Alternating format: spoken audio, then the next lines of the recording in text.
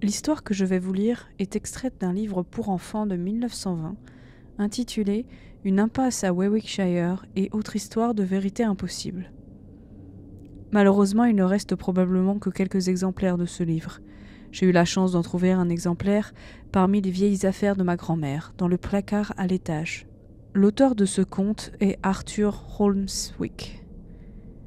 À la fin du XIVe siècle, vers 1360, vivait en Angleterre, dans la région actuellement connue sous le nom de Cheddar, un propriétaire terrien du nom de Warwick, qui entra en possession d'un serviteur d'un genre particulier.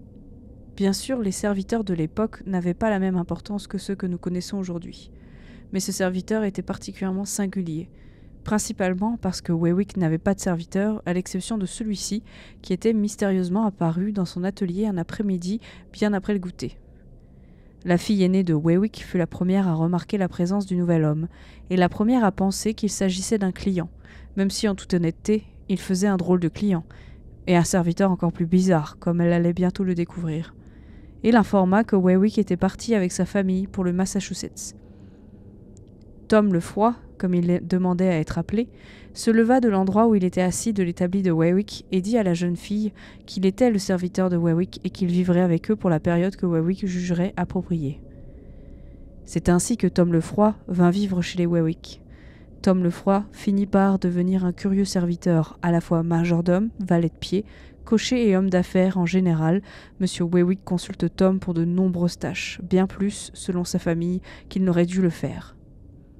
Mais Tom a toujours exercé une curieuse attraction autour de lui, notamment en raison de son apparence plutôt étrange.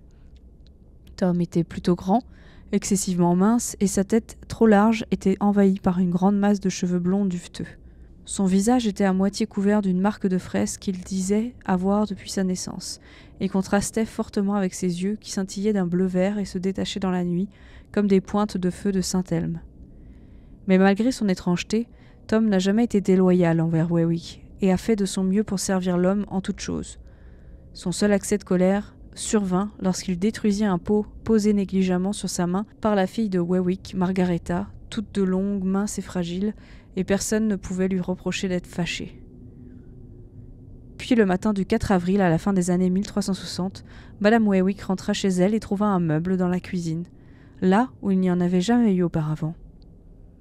À sa demande, Tom expliqua qu'il s'agissait d'une armoire magique. Il avait trouvé, a-t-il expliqué, qu'il était très cruel de la part de M. Warwick de ne pas accorder à sa femme un endroit reposant où rester au lieu de travailler toute la journée. Il avait souvent supplié Warwick, expliqua-t-il, d'être plus indulgent vers sa femme. Madame Warwick voulait savoir où menait l'armoire. Oh, à un endroit magique où toutes les contraintes vous étaient retirées et où, tant que vous y restiez, vous pouviez vivre dans un bonheur total et utopique, et que Madame Warwick devait voir par elle-même.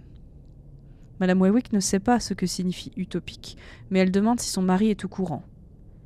Tom le Froid répondit que bien sûr qu'il le savait, et se rendant compte de ses erreurs, il avait demandé à Tom de te trouver pour Madame Warwick. « Oh, alors tout va bien !»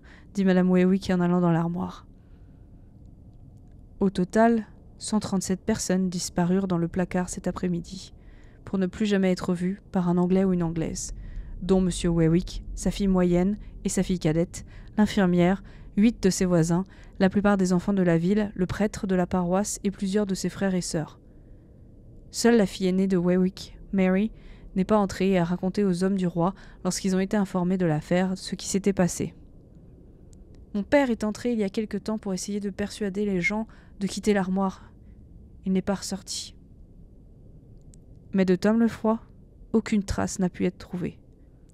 Et je ne dois pas omettre de dire qu'en 1914, des fouilles archéologiques ont été menées dans le nord de l'Angleterre, sur la côte escarpée, sur ce qui semblait être le site d'une ville préhistorique d'origine, où les membres de l'équipe ont trouvé, sous 2 pierres posées l'une contre l'autre, des escaliers qui descendaient dans la terre.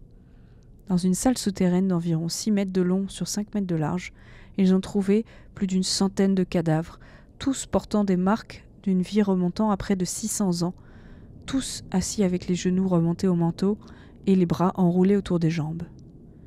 Outre l'ampleur des corps découverts et les positions curieuses dans lesquelles ils ont été trouvés, la seule chose que l'équipe archéologique n'a pas pu expliquer, c'est le caractère apparemment récent de leur mort. Mort qui, à toutes fins utiles, ne remontait qu'à quelques jours.